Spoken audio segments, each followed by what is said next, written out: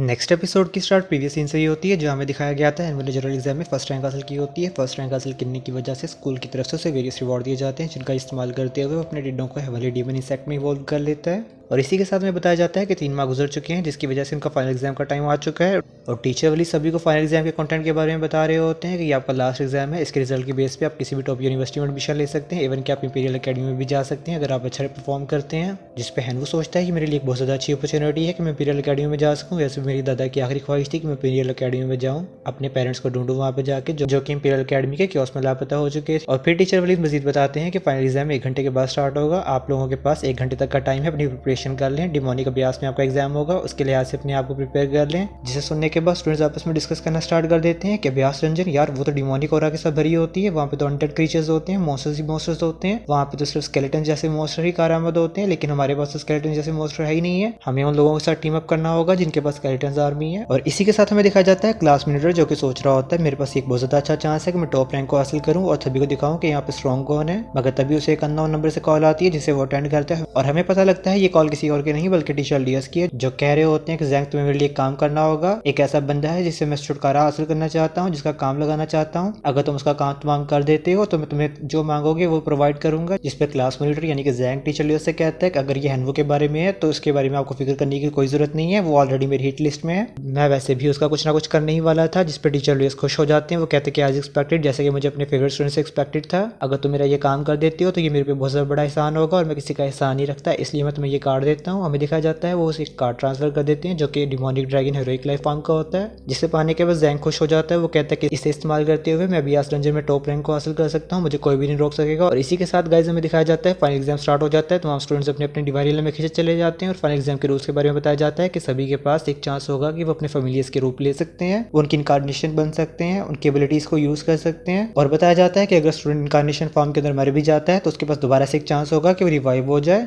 इसके अलावा हर स्टूडेंट के पास एक लिमिट है कि वो एक दिन के अंदर 100 से ज्यादा फेमिलियर्स को समन नहीं कर सकते। आपकी ये limit daily by daily increase होगी, मतलब कि अगर आज आपने अपने 100 फेमिलियर्स को समन कर लिया तो नेक्स्ट डे आप अपने मजीद 100 फेमिलियर्स को समन कर सकते हैं। और इसके साथ ऐसे ही सिलसिला आगे तक चलेगा क्योंकि आपका एग्जाम बहुत ज्यादा लंबा चलने वाला है, कम से कम 3 महीने तक की एग्जाम चलेगा। और इसके अलावा आपको कुछ टास्क दिए जाएंगे जिनको कंप्लीट करने की वजह से आपको पॉइंट मिलेंगे, जिनकी बेसिस पे आपका रैंक डिसाइड होगा। जिसका सबसे ज्यादा हाईएस्ट रैंक होगा वो टॉप 1 पे होगा। और इसी के साथ पहला टास्क दिखाया जाता है जहाँ पे स्केलेटन आर्मी कैंप को तबाह करना होगा। और इस कैंप में टोटल 8000 से 10,000 के दरमियान स्केलेटन मौजूद हैं, जिसपे हैनवू इस मिशन को सिलेक्ट कर लेते हैं। और इसी के साथ सिस्टम उससे पूछता है कि आपने मिशन को सिलेक्ट कर लिया, प्लीज अपनी एक इनकारनेशन अपने किसी फेमिलियर का रूप लें।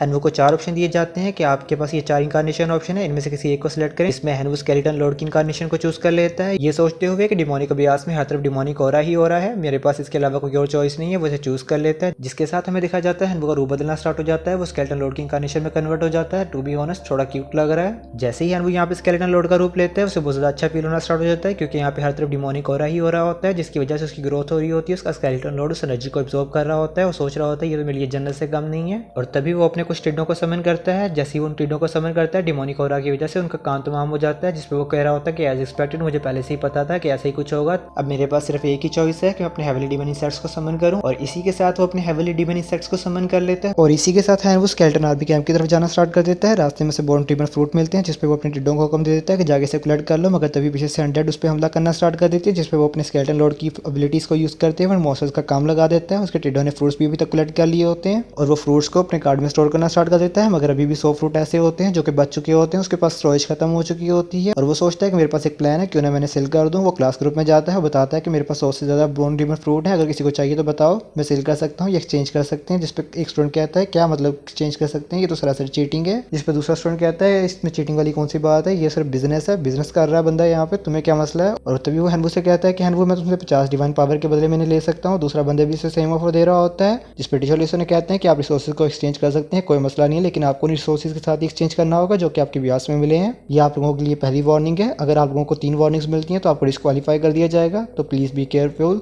और हैनवू सोच रहा होता है यार मेरे पास क्या दिमाग है, मैं तो बिजनेसमैन हूँ, ऐसे तो मेरे पास पैसा ही पैसा होगा। और इसी के साथ हमें दिखाया जाता है क्लास मीटर भी इस चैट को देख रहा होता है, सोच रहा होता है कि हैनवू मैंने सोचा था मुझे बहुत ज्यादा परेशानी होगी तुम्हें ढूंढने में, मगर तुमने तो अपनी लोकेशन को खुद ही रिवील कर दिया ये बता के कि तुम्हें बॉन्डी में फ्रूट मिले, यानी कि तुम स्केलेटन आर्मी कैंप की तरफ जा रहे हो। अब मैं देखता हूँ तुम्हें कौन बचाता है। तभी वो हैनवू की तरफ अप्रोच करना स्टार्ट कर देते हैं। और फिर हमें मजीद बताया जाता है क्योंकि हैनवू ने बॉन्डी में फ्रूट्स को कलेक्ट किया होता है, जिसकी वजह से उसे 20 पॉइंट्स मिले होते हैं। 20 पॉइंट्स मिलने की वजह से उसका रैंक 18 हो जाता है, जिसपे हैनवू कह रहा होता है कि यार मेरा रैंक 18 हो गया है, लेकिन मैंने अगर जल्दी कोई मिशन कंप्लीट नहीं किया तो दूसरे लोग मुझे सरपास कर देंगे, मुझे अपनी स्पीड को बढ़ाना होगा। अभी हैनवू ये सब कुछ देख ही रहा होता है, तभी दिखाया जाता है पीछे से स्केलेटन्स की आर्मी उसे अप्रोच करती है, जिसपे हैनवू हैरान हो जाता है, मगर उस स्केलेटन्स की आर्मी उससे बिना कुछ कहे उसे क्रॉस कर जाती है, जिसपे हैनवू अपने स्केलेटन लॉर्ड के ऑरा को एक्टिवेट करते हैं। जैसे ही वो अपने ऑरा को एक्टिवेट करते हैं तमाम स्केलेटन्स का ध्यान उसकी तरफ आ जाता है, वो उसके सामने आ जाते हैं, जिसपे हम सोचते हैं कि उन्होंने मुझे रिकॉग्नाइज कर लिया है। और तभी दिखाया जाता है तमाम के तमाम स्केलेटन्स उसे बाउ डाउन करना स्टार्ट कर देते हैं, और सिस्टम हैनवू को बताता है कि तमाम स्केलेटन्स ने आपको अपना गॉड मान लिया है, ये आपके बिलीवर बन चुके हैं। इनका फेमिलियर टैलेंट हार्ड बोन्स का है, इनका फेथ लेवल आप पे ट्रू बिलीवर का है। जिसे देखते ही हैनवू हैरान हो जाता है, क्या what the fuck is going on man, true believers, ये तो ये भी मुझसे मिले। जिसे देखने के बाद हैनवू हैरान हो जाता है, वो कहता है कि डजन्स ऑफ स्केलेटन्स ऐसे ही मेरे ट्रू बिलीवर्स बन गए, इवन कि मेरे जो फेमिलियर्स हैं उन्हें भी ट्रू बिलीवर बनने में काफी ज्यादा टाइम लगता है, ऐसा कैसे हो सकता है। और फिर हैनवू सभी को हुक्म देता है कि मुझे अपने कैंप की तरफ ले जाओ, और हमें दिखाया जाता है 1 घंटे का बाद का सीन, जहाँ पे हैनवू कैंप में पहुंच चुका होता है। वहाँ पे भी सभी स्केलेटन्स ने उसे बाउ डाउन करना स्टार्ट कर दिया होता है, उसके बिलीवर्स बन जाते हैं, इवन के स्केलेटन नाइट भी बाउ डाउन कर रहा होता है। और फिर हमें स्केलेटन नाइट के बारे में इन्फॉर्मेशन दी जाती है कि इसका नाम स्केलेटन नाइट है, इसके लिए स्केलेटन है, क्लास स्केलेटन अनडेड है, और इसके अलावा इसके टैलेंट में आयरन बोन और समनिंग का टैलेंट है, इसका फेथ लेवल ट्रू बिलीवर है। जिसे देखने के बाद हैनवू खुश हो जाता है, और इसी के साथ हमें दिखा जाता है स्केलेटन नाइट हैनवू को बता रहा होता है कि मैं स्केलेटन लीजन का एक मेंबर था, मगर हमारा मुकाबला फ्लैश एंड डीमन पपेट से हुआ, जिसकी वजह से हम अपनी टीम से अलग हो गए। हमारे पास कोई और चॉइस नहीं थी कि हम यहाँ पे ही रुकें और अपना स्टेशन यहाँ पे बनाएं, अपना अड्डा यहाँ पे बनाएं, क्योंकि हम लोग यहाँ पे रह रहे थे। इस वजह से हमें ज़ॉम्बीज, मॉन्स्टर और फ्लैश डीमन पपेट्स का सामना करना पड़ता था, जिसकी वजह से हमारी स्केलेटन्स की आर्मी बहुत ज़्यादा कम होती जा रही थी, हम नंबर में गिरते जा रहे थे। इसलिए हमने फैसला किया था कि हम कुछ स्केलेटन्स को भेजेंगे ताकि वो बॉन डीमन फ्रूट को सर्च कर सके, ताकि हम अपनी स्ट्रेंथ को इंप्रूव कर सकें। अपनी स्ट्रेंथ को इंप्रूव करने के बाद उन मॉन्स्टर्स के खिलाफ लड़ सकें, मगर किसे पता था हमारी मुलाकात अपने लॉर्ड से हो जाएगी। इसी के साथ हैनवू सोच रहा होता है, अच्छा तो ये बात है, खैर अब ये मेरे ट्रूप्स हैं तो मुझे इनके लिए कुछ ना कुछ करना चाहिए, इन्हें स्ट्रॉन्गर बनाना चाहिए, जितनी ज़्यादा इनकी स्ट्रेंथ होगी उतना ज़्यादा मैं भी स्ट्रॉन्गर होऊंगा। और फिर हमें दिखाया जाता है नेक्स्ट डे का सीन, जहाँ पे हैनवू अपना रैंक चेक कर रहा होता है, जो कि 178वें नंबर पे है। जिसके साथ हैनवू सोच रहा होता है अब टाइम है कि मुझे अपना लेवल अप करना चाहिए। और फिर वो स्केलेटन नाइट को ब्लड डीमन फ्रूट दे देता है और कहता है कि अपनी स्ट्रेंथ को इंक्रीज करो, इसके अलावा मैं तुम्हें दूसरे ब्लड डीमन फ्रूट भी दे रहा हूँ, इन्हें दूसरे मॉन्स्टर्स में भी डिस्ट्रीब्यूट कर दो। और 10 मिनट बाद का सीन दिखाया जाता है, जहाँ पे जिन मॉन्स्टर्स को ब्लड डीमन फ्रूट दिया जाता है वो सभी बजर्क मोड में चले जाते हैं। और फिर हैनवू ब्लड डीमन पपेट के मिशन को सेलेक्ट कर लेता है, जहाँ पे उसे ब्लड डीमन पपेट के लेयर में जाना होगा, जहाँ 10,000 से भी ज्यादा ब्लड डीमन पपेट्स मौजूद हैं। मगर हैनवू के पास सिर्फ 1,000 स्केलेटन की आर्मी है, जिनको यूज करते हुए उनका मुकाबला नहीं कर सकता, इसलिए वो यहाँ पे बैटल नीति बनाता है। यहाँ पे वो कहता है कि मैं गुरिल्ला टैक्टिक को यूज करूंगा,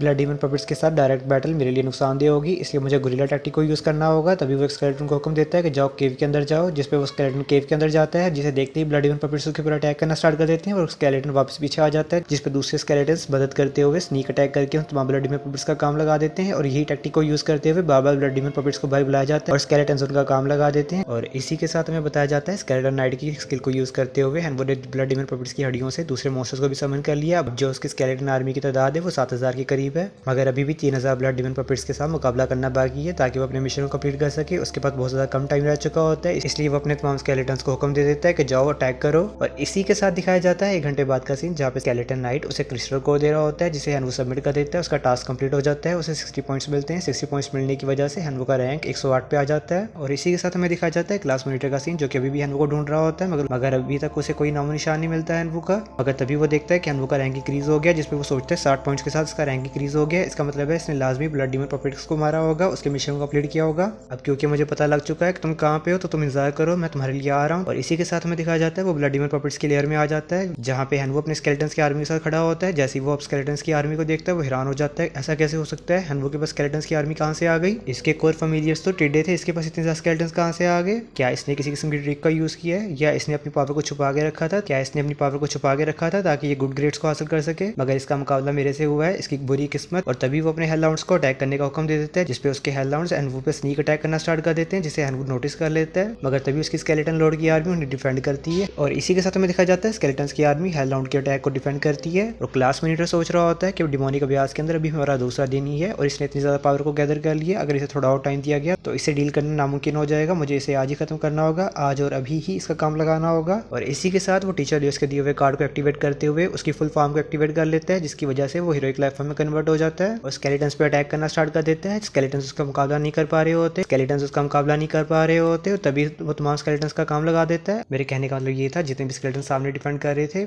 उन सभी का काम लगा देते हैं। और दिखाया जाता है हैनवू से पूछ रहा होता है कि यार हमारे दरमियान तो कोई ग्रजेस नहीं थी, मेरे पे ऐसे अटैक क्यों कर रहा है, मैंने या मेरे फेमिलियर्स ने तेरा क्या बिगाड़ा है, हम पे अटैक क्यों कर रहा है। जिस पे क्लास मीटर कहता है इसकी सिर्फ इतनी सी वजह है, मुझे तुम पसंद नहीं हो, क्या इतनी वजह काफी नहीं है। और इसके ऊपर अपनी हीरोइक लाइफ फॉर्म की टेक्निक को यूज करते हुए अटैक कर देता है, जिसे हैनवू डिफेंड नहीं कर पाता, उसके ऊपर एक स्लैश अटैक लगता है, जिससे हैनवू का काम तमाम हो जाता है। और क्लास मीटर कहता है ये तो बहुत ज्यादा आसान था मेरे लिए इसे किल करना, खैर अब इसके मॉन्स्टर्स का मैं क्या करूँ, ये वैसे भी फजूल ही है मेरे लिए, इन्हें मार के मुझे क्या ही मिल जाएगा और इसी के साथ वो वहाँ से चला जाता है। जैसे ही क्लास मीटर वहाँ से चला जाता है हमें दिखा जाता है हैनवू दोबारा से रिजरेक्ट हो जाता है, क्योंकि स्केलेटन लॉर्ड की इनकार्नेशन के पास रिजरेक्शन की एबिलिटी है, यानी जब तक हैनवू स्केलेटन लॉर्ड के रूप में रहेगा वो दोबारा से रिजरेक्ट हो सकता है। और इसी के साथ वो अपने फेमिलियर्स को हुक्म देता है मेरा मुंह मत देखो, यहाँ से चलो जल्द से जल्द हमें यहाँ से निकलना होगा। वो सभी को हुक्म देता है कि यहाँ से जल्द से जाओ और कहता है कि क्लासमेट तुमने गलत बंदे से पंगा ले लिया, हम जल्द ही मिलेंगे, तुम देखना मैं तुम्हारा क्या शेयर करता हूँ। इसी के साथ हमारा सीन शूट होता है, हमें दिखाया जाता है क्लास मॉनिटर जो कि देख रहा होता है कि हैनवू का रैंक अभी तक ड्रॉप आउट नहीं हुआ लिस्ट से, जिसपे वो हैरान हो रहा होता है ऐसा कैसे हो सकता है। जिसपे वो हैरान होते हुए सोच रहा होता है कि ऐसा तो नहीं है, हैनवू ने अपनी डेथ को फेक किया है। जिसके साथ दोबारा से अपनी एबिलिटी को यूज करते हुए उसी जगह वापस आ जाता है जहाँ पे उसे हैनवू नहीं मिलता, जिसपे कहता है कि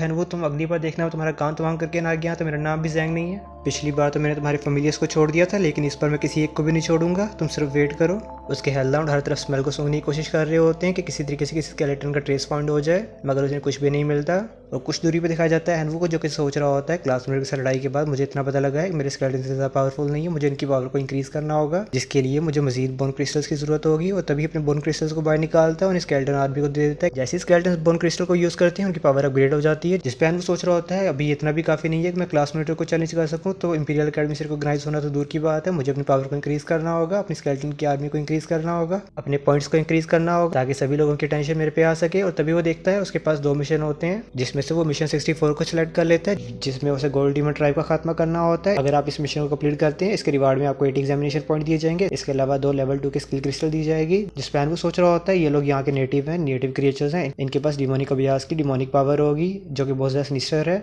अगर मैं इनको टेम कर लेता हूँ, इन्हें अपना फेमिलियर बना लेता हूँ तो मेरी स्ट्रेंथ बहुत ज्यादा इंक्रीज हो जाएगी। इसके अलावा मुझे 80 पॉइंट भी एग्जामिनेशन में मिल जाएंगे, जिससे मेरे रैंक को बूस्ट मिलेगा। मुझे इस मिशन को कंप्लीट करना ही होगा हर हाल में, ताकि मैं अपनी स्केलेटन्स की आर्मी को भी इंक्रीज कर सकूं और हो सके तो गोल्ड्स को भी अपनी आर्मी में क्लियर कर सकूं। और इसी के साथ हैनवू अपनी तमाम आर्मी को लेकर गोल्ड डीमन ट्राइब की तरफ बढ़ना स्टार्ट कर देता है। और इसी के साथ में बताया जाता है रियलिटी में 2 महीने से ज्यादा का टाइम गुजर चुका है और तमाम टीचर्स इनकी परफॉर्मेंस को डिस्कस कर रहे होते हैं। जहाँ पे टीचर कहता है टीचर लियो, मैंने सुना है कि जो आपका स्टूडेंट है लियोमा वो बहुत ज्यादा अच्छा परफॉर्म कर रहा है, उसका अच्छा रैंक है। मगर तभी एक टीचर वली से कहता है आपकी भी क्लास में तो एक स्टूडेंट था ना, क्या नाम था उसका, हैनवू, जो कि जनरल एग्जाम में फर्स्ट आया था, उसने इस बार क्यों नहीं स्ट्रगल किया, उसका कोई रैंक वगैरह नहीं दिख रहा हमें। जिस पे टीचर लियो उसको मौका मिल जाता है। वो कहते हैं कि मैं तो पिछली बार भी उनसे कहा था कि वो सिर्फ अपने लक के बेस पे जीता था, उसका लक ही था कि वो फर्स्ट प्लेस पे आ गया था जनरल एग्जामिनेशन में, वरना इतना कोई पावरफुल नहीं है। उसके पास सिर्फ कुछ स्मार्ट ट्रिक्स है जिन्हें यूज करते हुए हर बार अपना कुछ ना कुछ जुगाड़ लगा लेता है, मगर इस बार डिमोनिक अभ्यास के अंदर उसकी कोई भी ट्रिक काम नहीं कर सकी। मैंने तो पहले ही कहा था वो एक वीकलिंग है, कचरा है, मगर किसी अंधे बंदे ने, किसी अंधे टीचर ने उसे ट्रेशर समझ लिया। जिस पे टीचर वलीद गुस्सा होते हुए कहते हैं टीचर लियो आप देख तो नहीं आपका रुतबा क्या है, आप एक टीचर हैं, आपको थोड़ा कैरेक्टर में रहना चाहिए, आपको अपना कैरेक्टर दिखाना चाहिए, मोरल दिखाना चाहिए, आपके मोरल्स कहाँ गए, आपकी तमीज़ और तहजीब किधर गई। जिस पे टीचर लियो कहते हैं टीचर वलीद देखिए मेरी बात सुने, मेरा कोई गलत कहा है, वो एक लूजर है, लूजर से आप क्या एक्सपेक्ट कर सकते हैं, उसे जितने मर्जी रिसोर्सेज दे दें वो एक लूजर का लूजर ही रहेगा। जिस पे टीचर वलीद कहते हैं अच्छा अगर ऐसी बात है तो आप दोबारा से मेरे से बैट क्यों नहीं लगा लेते, मैं बैट लगाता हूँ, हैनवू इस बार भी चैंपियन रहेगा, अगर आपके अंदर गट्स हैं तो मेरे साथ बैट लगाएं। जिस पे टीचर वलीद कहते हैं बैट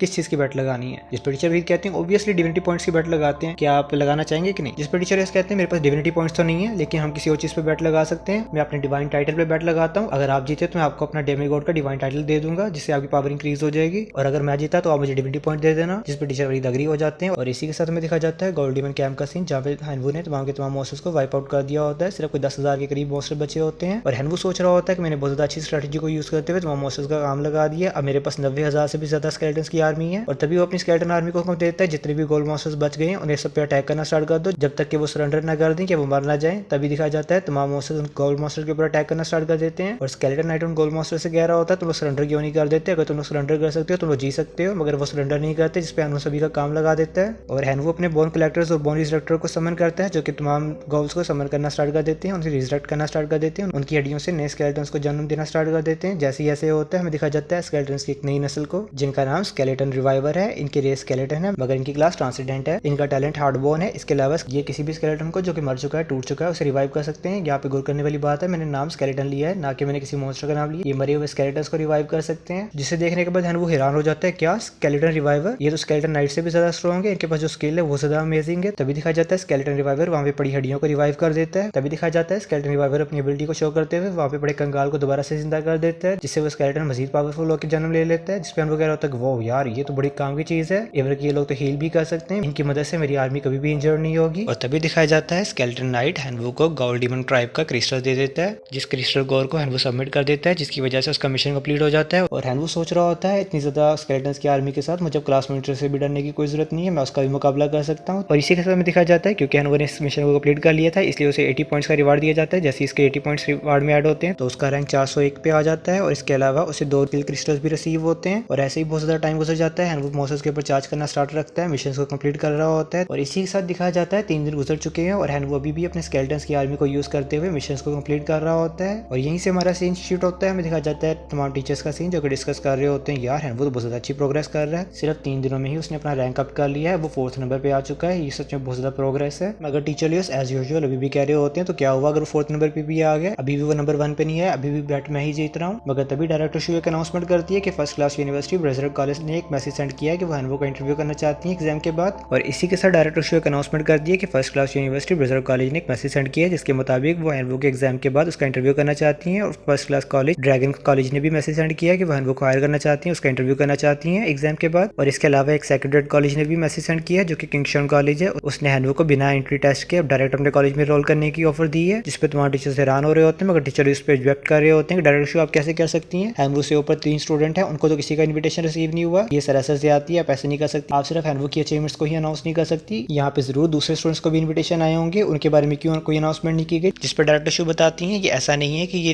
रैंकिंग बेस पे है, बल्कि ये इस बेस पे है कि जो भी स्टूडेंट 3000 पॉइंट्स के ऊपर कलेक्ट करेगा और कम से कम एक 80 पॉइंट्स का टास्क कंप्लीट करेगा तो उसे ही इन्विटेशन आएगा। और अभी तक सिर्फ एक हैनवो ऐसा स्टूडेंट है जिसने इस टास्क को अचीव किया है। मगर तभी डायरेक्टर शो एक और अनाउंसमेंट करती है कि क्वीन दी गॉडेस ने भी 80 नंबर के 80 पॉइंट के एक मिशन को कंप्लीट कर दिया है, जिसकी वजह से एक यूनिवर्सिटी की तरफ से उसे भी इन्विटेशन आया है, जिस पर टीचर खुश हो जाते हैं। वो सोच रहे होते हैं मुझे इस चीज़ से कोई केयर नहीं है कि कौन नंबर 1 पे आता है कौन नंबर 2 पे आता है, मुझे सिर्फ इस बात से मसला है कि हैनवो नंबर 1 पे ना आए, किसी भी तरीके से मुझे ये बैट जीतनी ही होगी। और तभी वो क्लासमेट से कॉन्टैक्ट करते हैं, उसे बताते हैं कि 3 मिशन रह चुके हैं, तुम्हें किसी भी हालत में हाई पॉइंट वाले मिशन को कंप्लीट करना होगा, हैनवो को हराना होगा, अगर तुम ऐसा कर लेते हो तो मैं तुम्हें बहुत ज़्यादा अच्छा रिवार्ड दूंगा। जिस पे क्लासमेट भी कहता है ठीक है मैं समझ गया हूँ, और वो 90 पॉइंट वाले मिशन को लेने का फैसला करते हैं। और इसी के साथ हमारा सीन शूट होता है, हमें देखा जाता है हैनवो भी मिशन को देख रहा होता है, जहाँ पे उसे बताया जाता है सिर्फ 3 मिशन रह चुके हैं। पहले मिशन के 100 पॉइंट है जहाँ पे उन्हें एक डेमीगॉड फ्रॉग के साथ मुकाबला करना होगा, दूसरे मिशन में 90 पॉइंट है जहाँ पे बुल डीमन ट्राइब का खात्मा करना होगा। इससे पहले वो थर्ड मिशन को कंप्लीटली पढ़ पाता है, थर्ड मिशन ऑलरेडी किसी ने कंप्लीट कर दिया होता है, जिसके साथ हैनवो सोच रहा होता है ऐसा कैसे हो सकता है, अब सिर्फ 2 मिशन बचे हैं। तभी वो ब्लड डीमन ट्राइब की तरफ बढ़ना स्टार्ट कर देते हैं। हमें दिखाया जाता है ब्लड डीमन ट्राइब में जहाँ पे 2 लोग लड़ाई कर रहे होते हैं, ये दिखाया जाता है एक क्लास मॉनिटर है और एक उसका दोस्त है। उसका दोस्त क्लास मॉनिटर से कह रहा होता है यार तुमने मुझे इतनी बड़ी ऑफर क्यों दी कि मैं तुम्हारे साथ ज्वाइन ऐड करूँ इस मिशन को कंप्लीट करने के लिए, तुम अकेले भी तो कर सकते थे, क्या तुम फर्स्ट नहीं आना चाहते। जिस पे क्लास मॉनिटर कहता है कि नहीं यार तू मेरा दोस्त है, मैं तेरे साथ ऐसा कैसे कर सकता हूँ, तू मेरा दोस्त है, मैं तेरी भी तो हेल्प करना चाहता हूँ। जिसपे वो कहता है कि बस बकवास ना कर, मुझे सारा पता है, तू हैनवो के नंबर 1 नहीं आना देना चाहता है, इसलिए तू मेरे साथ कोलैबोरेट कर रहा है क्योंकि तुझे पता है तो अकेले से डील नहीं कर सकता। जिस पे क्लासमेट कहते हैं शट अप, ठीक है पता है मुझे भी पता है। जिस पे क्लासमेट कहते हैं जब तुझे पता है तो पूछ क्यों रहा है, मैं सिर्फ हैनवो को जीतने नहीं देना चाहता इसलिए मैं तेरे साथ कोलैबोरेट कर रहा हूँ, अगर तुझे कोई मसला है तो बता। और इसी साथ दिखाया जाता है बुल डीमन उनके ऊपर अटैक कर रहा होता है जो कि उनके लिए डॉज करना बहुत ज़्यादा मुश्किल होता है। और वो दोनों सोच रहे होते हैं यार इनकी पावर तो बहुत ज़्यादा है, वो उनके साथ बहुत लड़ाई करने की कोशिश कर रहे होते हैं, मगर उनके बहुत ज़्यादा फैमिलीज मारे जाते हैं। जिसपे वो कह रहे होते हैं यहाँ से भागने में भलाई है, अगर हम लोग यहाँ पे मजीद टिके तो हम लोग ही मारे जाएंगे, तो इसका कोई फायदा नहीं है। और देखा जाए अगर हम दोनों इस मिशन को कंप्लीट नहीं कर सके तो हैनवो का तो सवाल ही नहीं बनता है कि इस मिशन को कंप्लीट कर पाए। इससे पहले वो यहाँ से भाग पाते तभी दिखाया जाता है उन्हें स्केलेटन की आर्मी ने घेर लिया होता है चारों तरफ से। जैसे ही वो देखते हैं कि स्केलेटन की आर्मी ने उन्हें घेर लिया, वो हैरान हो रहे होते हैं कि यार इतने सारे स्केलेटन यहाँ पे कैसे आ गए। और फिर वो सोचते हैं अच्छी बात है कि चलो स्केलेटन आ गए, बुल डीमन इनके साथ बिजी हो जाएंगे, हमें यहाँ से मौका मिल जाएगा फरार होने का। और वो वहाँ से सोच रहे होते हैं फरार होने की, मगर तभी हैनवो अपने दूसरे स्केलेटन को भी समन कर लेता है और कहता है कि जैसे ही वो लोग वहाँ से भागने की कोशिश कर रहे होते हैं वो अपने दूसरे मोसेस को भी समन कर लेता है, उन्हें कह देता है कि नहीं रोको, और उनसे कहता है कि तुम लोग यहाँ से जाना चाहते हो ये इतना ज्यादा आसान नहीं होगा। अपने बोन कलेक्टर्स को बुला लेता है, बोन कलेक्टर से कहता है अपनी स्किल्स को यूज करो, तमाम बोन्स को कलेक्ट करना स्टार्ट कर दो, उन्हें फ्यूज कर दो। जिसपे बोन कलेक्टर्स जो कि ऑलरेडी ब्रिजर्क मोड में था अपनी स्किल को यूज करते हुए तमाम बोन्स को कलेक्ट करके एक नए जॉइंट को बना देता है। वहाँ पे वो स्केलेटन बहुत ज्यादा बड़ा होता है, वो अटैक कर रहा होता है। और इसी के साथ हमें दिखाया जाता है स्केलेटन रिवाइवर का सीन, जो कि वहाँ पे जितने भी लिजार्ड मॉन्स्टर होते हैं उनके स्केलेटन्स को रिवाइव कर रहे होते हैं, जिसकी वजह से हैनवो की स्ट्रेंथ और ज्यादा इंक्रीज हो जाती है। और दोनों सोच रहे होते हैं यार इतना कैसे हो सकता है, इसमें तो लिजार्ड मॉन्स्टर्स को भी स्केलेटन सोल्जर में कन्वर्ट कर दिया, ऐसा कैसे हो सकता है। अगर ऐसा ही चलता रहा यहाँ पे जितने मॉन्स्टर्स मरे हुए हैं उन सबके साथ मुकाबला करना हमारा मुश्किल हो जाएगा, ये जितने चाहे उतने ज्यादा मॉन्स्टर्स को रिवाइव कर सकता है। यहाँ पे सिचुएशन हमारे लिए बिल्कुल भी ठीक नहीं है, हमें यहाँ से किसी भी तरीके से भागना होगा, अपने फैमिलियर्स को छोड़ो, उन्हें कुर्बान करते हुए अगर भारी जान बचती है तो वो भी काफी है। इसी के साथ अपने फैमिलियर्स को यूज करते हुए भागने की कोशिश करते हैं, मगर हैनवो के तमाम स्केलेटन उनका काम लगा देते हैं। और इसी के साथ में दिखाया जाता है बोन कलेक्टर ने भी अपना पूरा काम कर लिया होता है, उसने स्केलेटन को फुली फ्यूज कर दिया होता है, जो फ्यूज होने के बाद मजीद बड़ा हो जाता है, जिसके आगे वो दोनों चूंटी सामान लग रहे होते हैं। और वो हैनवो से पूछ रहे होते हैं हैनवो तुम्हें क्या चाहिए, जिसपे हैनवो कहता है कि भाई तूने पहले पंगा लिया था,